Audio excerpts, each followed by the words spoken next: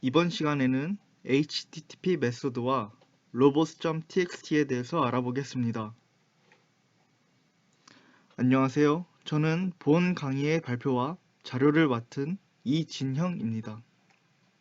본 강의는 한국외국어대학교 AI교육원의 지원을 받아 제작되었음을 알려드립니다.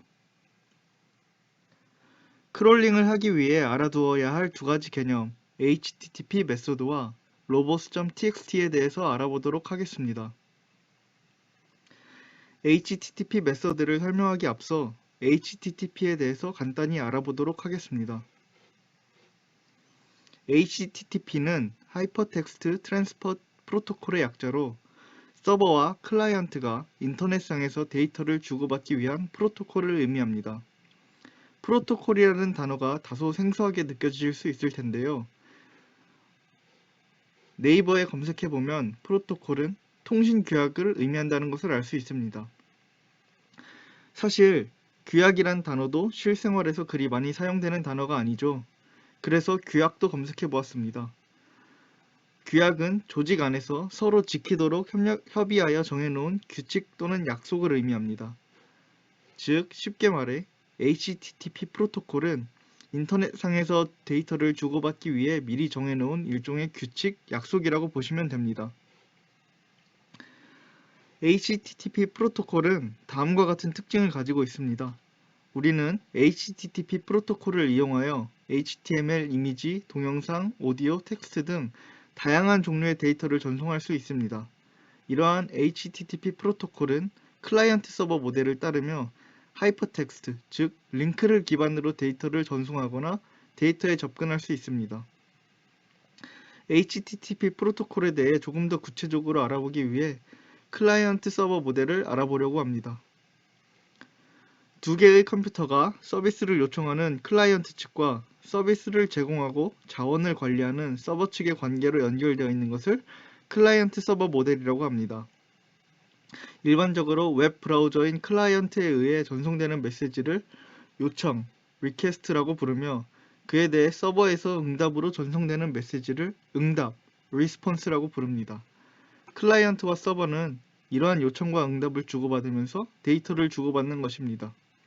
앞서 말했듯 일반적으로 클라이언트의 요청은 URL을 입력하거나 하이퍼텍스트 링크를 클릭함으로써 이루어집니다. 이때 사용되는 URL에 대해서도 잠시 알아보겠습니다. URL은 네트워크상에서 자원이 어디 있는지 알려주기 위한 프로토콜이며 서버에 자원을 요청하기 위해 입력하는 영문 주소라고 할 수 있습니다.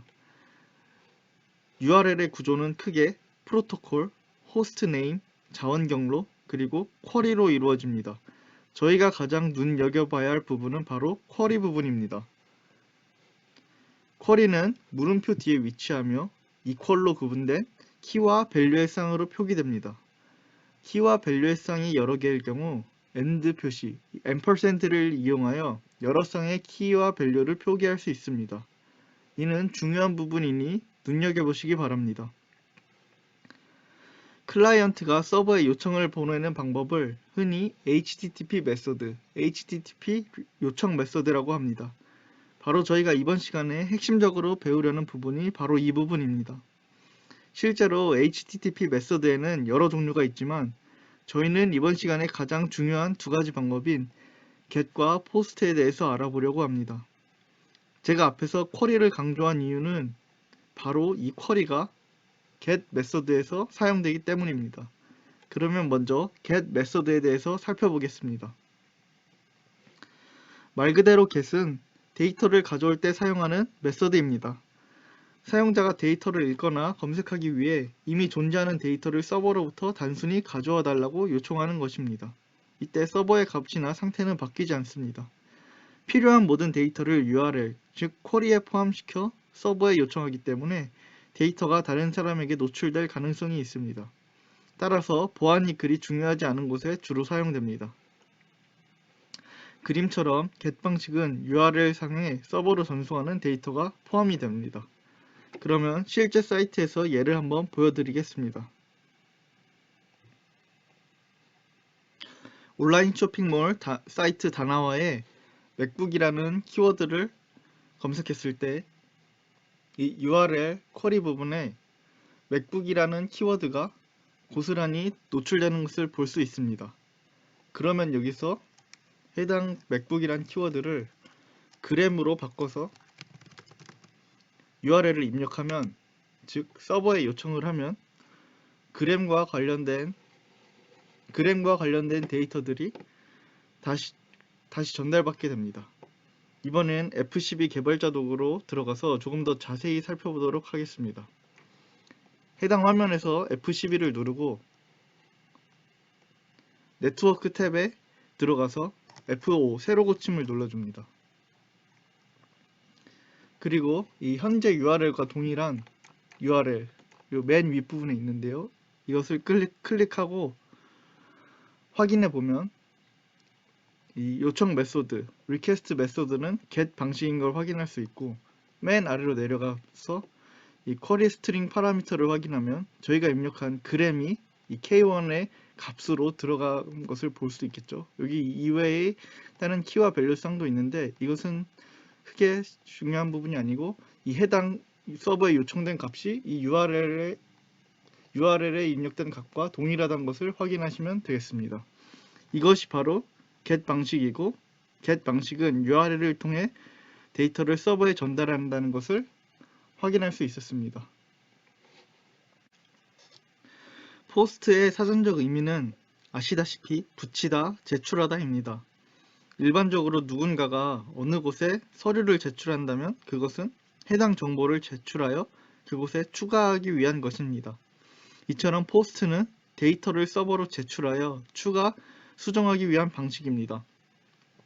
따라서 포스트를 사용하면 서버의 특정 값이나 상태가 변경됩니다. 포스트 방식은 필요한 데이터를 URL에 노출시키지 않고 내부적으로 숨겨서 서버에 요청하기 때문에 보안이 중요시되는 곳에 주로 사용됩니다.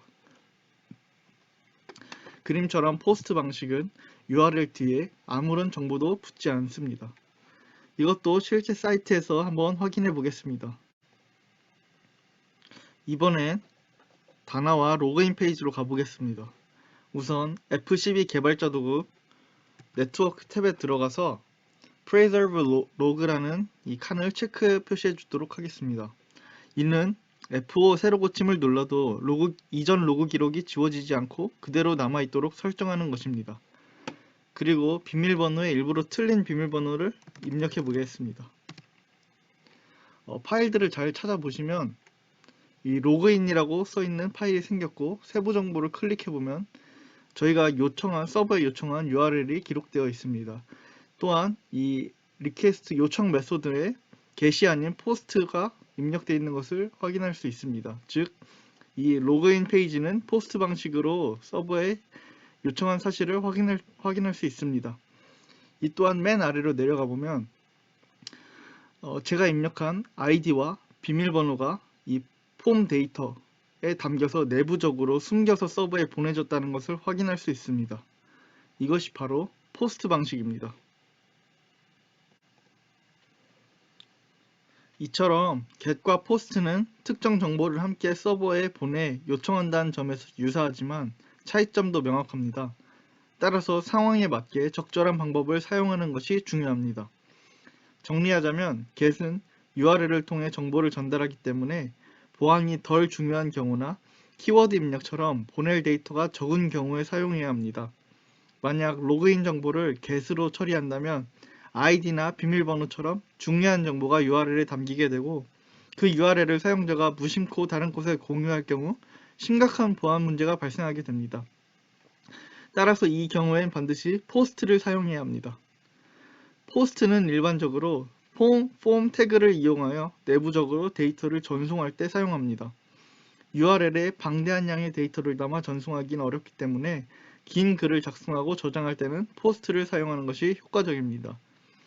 또 이는 서버에 값을 추가하고 변경하는 것이니까 post가 맞겠죠. 반면 검색처럼 존재하는 게시판 길들을 찾거나 불러올 때 post를 사용하는 것은 적절하지 않습니다. post로 처리된 주소를 다른 사람에게 공유할 경우 잘못된 주소를 공유하거나 없는 페이지를 공유할 수도 있기 때문입니다. 따라서 이러한 경우에는 URL 안의 정보로 사람들이 특정 정보에 도달할 수 있는 get 방식을 사용해야 합니다. get 방식의 쿼리는 개별 정보에 대한 식별자, 주소 역할을 수행하기 때문입니다. 다음으로는 robots.txt에 대해서 알아보도록 하겠습니다. 약간은 생소할 수도 있는 robots.txt는 로봇 배제 표준 또는 로봇 배제 프로토콜이라고도 하며 웹사이트에서 검색 로봇이나 웹 로봇을 제어하기 위해 정해놓은 프로토콜입니다. 쉽게 말해 사이트에서 검색 로봇, 즉 크롤러가 데이터를 수집이 가능한 부분과 가능하지 않은 부분을 명시해놓은 텍스트 파일이라고 볼 수 있습니다. 즉 크롤링을 위한 안내서, 지침서인 셈이죠. robots.txt의 필요성을 더 잘 이해하기 위해서 검색 엔진과 크롤러의 관계를 살펴볼 필요가 있습니다. 구글, 네이버 다음과 같은 검색 엔진 포털 사이트들은 각자의 검색 로봇, 크롤러를 보유하고 있습니다. 이 크롤러가 이 사이트, 저 사이트를 돌아다니면서 각 사이트의 정보를 수집하는 것이죠. 결국 우리가 포털 사이트에서 검색한 결과를 보는 것은 이 크롤러가 방문하면서 수집한 방대한 양의 자료들을 보는 셈입니다. 이처럼 검색 엔진의 로봇들이 여러 사이트에 방문하면서 수많은 자료들을 수집해 가는데 중요한 개인정보나 불필요한 정보들까지 무분별하게 다 가져간다면 문제가 발생할 수 있겠죠. 따라서 사이트 주인은 외부에 노출되기를 꺼리는 부분과 노출돼도 괜찮은 부분을 따로 설정해서 크롤러의 접근을 막거나 가능하게 할 수 있는데 이때 사용되는 문서가 바로 robots.txt입니다. 대부분의 검색 엔진의 크롤러들은 웹사이트의 내용을 수집하기 전에 robots.txt 파일을 먼저 확인합니다. 그러므로 각 사이트는 robots.txt 파일을 통해 서버 자원에 대한 크롤러의 접근을 제어하고 그로 인해 발생하는 트래픽을 조절할 수 있습니다. robots.txt 작성 시 사용되는 세 가지 중요한 키워드가 있습니다. 첫 번째 유저 에이전트에는 아래의 규칙이 적용되는 로봇의 이름을 명시합니다. 두 번째로 disallow에는 로봇의 접근을 차단하는 디렉토리를 명시합니다. 마지막으로 allow에는 로봇의 접근을 허용하는 디렉토리를 명시합니다. 그러면 예제를 통해 구체적으로 알아보겠습니다. 많은 분들이 아시다시피 별표, 에스터리스크는 모든이라는 의미를 가지고 있습니다. 그리고 이 슬래시는 루트 디렉토리, 최상위 디렉토리를 의미합니다. 따라서 해당 표기의 의미는 모든 로봇들에 대해서 루트 디렉토리, 최상위 디렉토리의 접근을 차단한다는 의미입니다. 즉, 모든 로봇이 이 사이트의 어떠한 페이지에도 접근할 수 없음을 의미합니다. 반대로 이것은 모든 로봇들에 대해 최상위 디렉토리, 루트 디렉토리의 접근을 허용한다는 의미입니다. 즉, 모든 로봇이 이 사이트의 모든 페이지에 접근할 수 있음을 의미합니다. 이것은 무엇을 의미할까요? 바로 모든 검색 로봇이 어드민 디렉토리와 프라이빗 디렉토리에 접근할 수 없음을 의미합니다. 그러면 이것은 무엇을 의미할까요? 이것은 바로 모든 로봇들이 모든 페이지에 대해서 접근할 수 없음을 원칙으로 하지만 예외적으로 퍼블릭 디렉토리에는 접근을 허용함을 의미합니다. 마지막으로 이것은 무엇을 의미할까요? 앞서서 각 검색 엔진은 각자의 크롤러를 가지고 있다고 말씀드렸죠. 구글봇은 바로 구글이 보유한 검색 로봇 크롤러의 이름입니다. 해당 예시는 구글봇에 대해서는 프라이빗 디렉토리에 접근할 수 없음을 의미합니다. 이처럼 특정한 검색 로봇을 지정하여 접근을 제한하거나 허용하는 것도 가능합니다.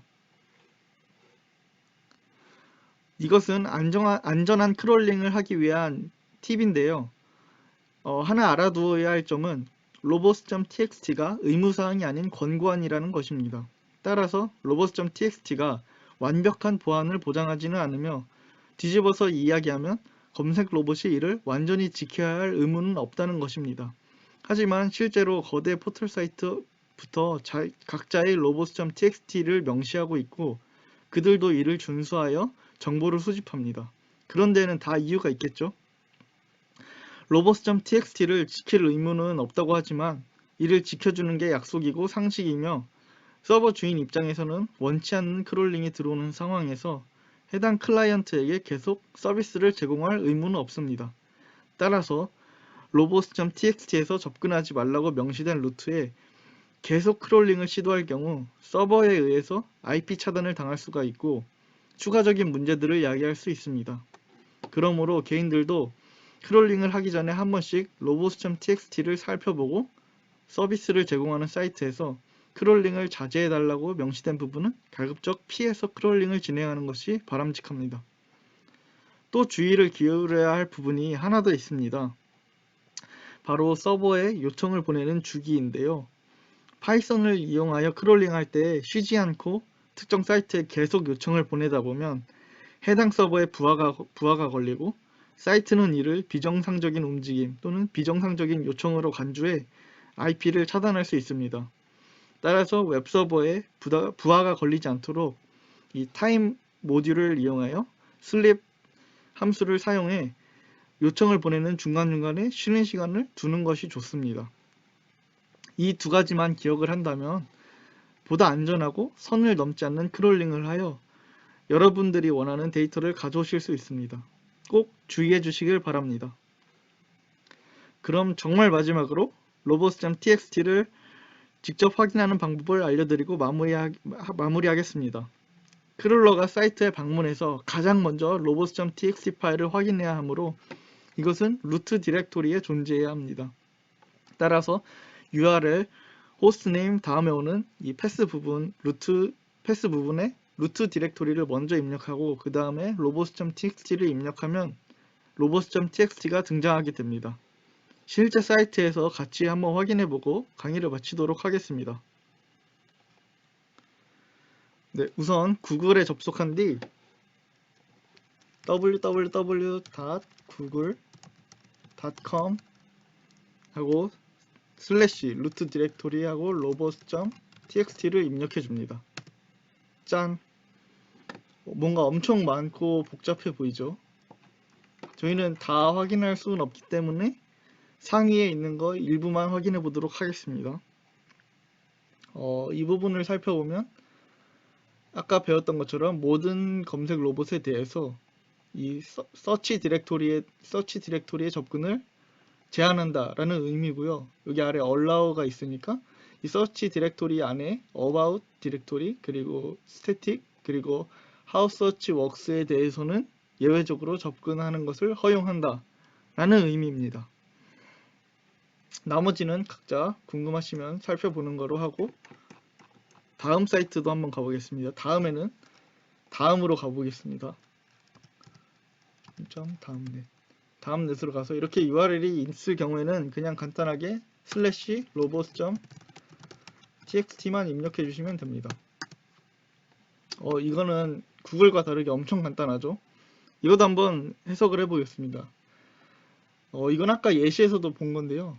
유저 에이전트의 에스터리스크, 그러니까 모든 크롤러, 모든 검색 로봇에 대해서 사이트 전체에 대해서 접근하는 것을 제한한다 라는 의미입니다. 여러분들도 궁금한 사이트가 있으면 직접 그곳에 방문하셔서 확인을 해보시면 될 것 같습니다.